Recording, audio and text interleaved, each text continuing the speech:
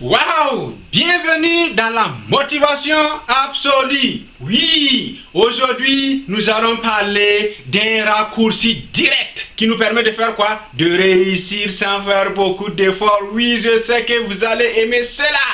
Et comment on va faire? Nous allons avoir des mentors du succès à imiter.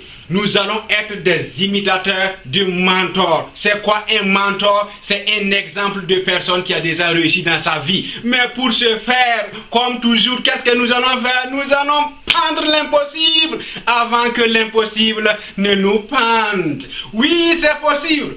Oui, tout est possible. L'impossible est ma cible.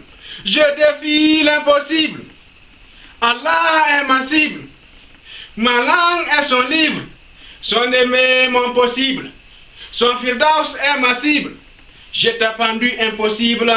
Je suis invincible. Aujourd'hui, comme ce que j'ai dit, nous parlons de raccourci du succès. C'est quoi le raccourci du succès? C'est le fait d'avoir l'intelligence qu'il faut et savoir que pour réussir rapidement, il est simplement question de conformité de succès. Comme ce que j'ai dit dans ma théorie de la conformité qui permet d'étudier les systèmes et de faciliter un raccourci direct du succès, il faut être justement en conformité de succès. C'est-à-dire, il faut simplement trouver un modèle dans le domaine où vous voulez réussir et limiter simplement et sûrement. Aussi simple que cela. C'est ça, être en conformité de modèle, être en conformité de référence.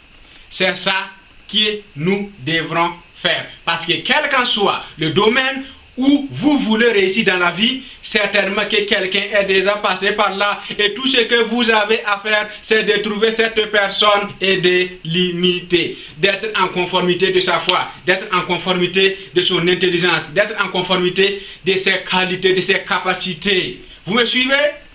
Vous avez seulement à le suivre et c'est sûr que vous n'allez pas passer à côté de votre objectif. Parce que vous-même vous savez que si vous voulez partir à un endroit, il y a trois possibilités. Soit vous-même vous connaissez l'endroit, donc vous sortez, parce que vous connaissez l'endroit, vous connaissez la voie, vous connaissez tout ce qui est, tout ce qui sera sur la route, vous sortez, vous partez vous-même. Première possibilité. Deuxième possibilité, vous avez une carte qui vous indique là où vous devrez aller. Dans ce cas aussi, bon, étant donné que vous avez la carte, vous regardez votre carte et vous partez directement vers l'endroit où vous voulez aller, n'est-ce pas? Et la troisième possibilité, c'est quoi? C'est que vous pouvez connaître aussi quelqu'un, n'est-ce pas, qui connaît là où vous voulez aller. Donc, si vous avez un objectif à atteindre, on a déjà parlé de ça auparavant. Les gagnants savent ce qu'ils vont faire de leur vie. Ils ne vivent pas pour vivre, ils vivent parce qu'ils veulent réussir, ils vivent parce qu'ils ont des objectifs à atteindre. Donc si vous connaissez quelqu'un qui connaît l'endroit, vous n'avez seulement qu'à suivre, n'est-ce pas, cette personne et elle va vous indiquer clairement la voie qui va vous mener vers votre succès. C'est ça le mentorship comme on le dit en anglais. Toute personne que vous allez voir qui a déjà réussi dans sa vie, ou par exemple les grands acteurs, n'est-ce pas, les grandes stars que vous connaissez aujourd'hui, ce qui est derrière eux, c'est leurs coachs. Ce sont leurs entraîneurs, comme on le dit de façon générale. Donc vous devrez vous trouver un entraîneur, vous devrez vous trouver un coach, vous devrez vous trouver un mentor. C'est très important. C'est plus que nécessaire. Surtout ceux qui veulent, n'est-ce pas, réussir de façon rapide. C'est le raccourci du succès. Pour ce faire, n'est-ce pas, comment on procède? Je vous donne un exemple très simple. Par exemple, vous m'entendez parler de ça, là, de motivation absolue, firdaus, de gagnant, qu'il faut avoir ici-bas et puis avoir l'au-delà, ainsi de suite. C'est que nous aussi, étant donné que nous voulons avoir le firdaus, il faudrait quand même que nous trouvions quelqu'un à imiter pour avoir le firdaus, n'est-ce pas? Bien sûr, et notre mentor, c'est qui? Premièrement, c'est Rasulullah sallallahu alayhi wa sallam, parce que lui, il est le président des gagnants entre firdaus. Lui, son paradis, c'est sûr et c'est certainement sûr. Il n'y a pas de doute là-dessus, donc on n'a qu'à l'imiter. Comme Dieu même a dit dans le Coran, laqad kana lakum fi rasulillah uswatun hasana liman kana yarjullaha wal yawmil akhir. Vous avez certainement le messager d'Allah un bon exemple à suivre pour quiconque, n'est-ce pas, espère en Allah et au jour dernier. et qui invoque Allah aussi beaucoup. Je vous donne un exemple très simple. Donc pour réussir, pour avoir le Firdaus, il faut être en conformité, n'est-ce pas, de Rasulullah sallallahu alayhi wa sallam. En conformité de foi, en conformité d'intelligence, en conformité intellectuelle, spirituelle, morale, et en conformité de leadership, en conformité, n'est-ce pas, des capacités de gestion familiale, en tout. C'est ça, vous avez compris.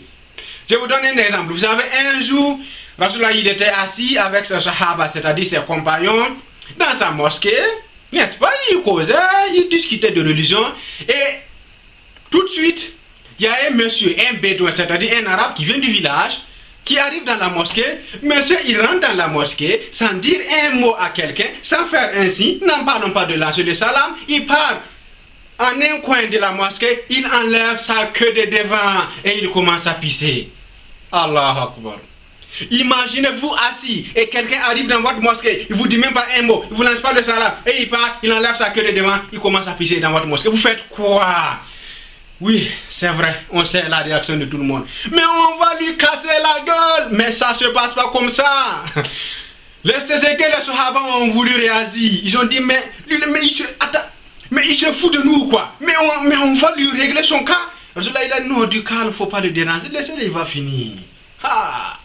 Et quand il a fini, Rasulullah, il a dit, apportez-moi de l'eau. Ils ont apporté l'eau. Et il a fait quoi? Il a dit de suer un peu l'urine du monsieur. Et il lui a dit, viens ici. Et il a dit, tu vois, en fait, ici que tu vois, l'endroit là, c'est un endroit, n'est-ce pas, d'adoration. Ici, nous adorons notre Seigneur.